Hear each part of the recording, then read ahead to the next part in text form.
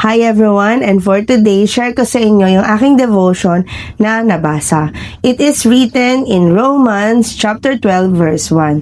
Therefore, I urge you, brothers and sisters, by the mercies of God, to present your body as living and holy sacrifice acceptable to God, which is your spiritual worship of service. In response to His grace, kailangan nating i-present ang ating mga sarili as a living sacrifice.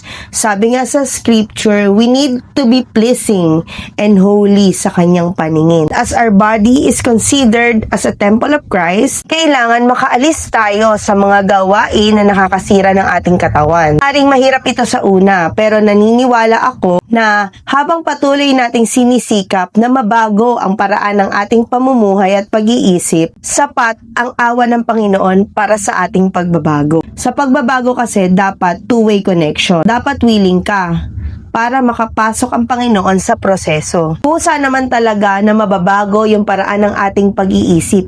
Hindi ito dahil sa malakas tayo, kung hindi dahil sa napakalaking habag ng Panginoon sa mga anak niya. At ang pagbabago na ito ay para sa Panginoon na nagpakita sa iyo ng tunay na pag-ibig at pagtanggap.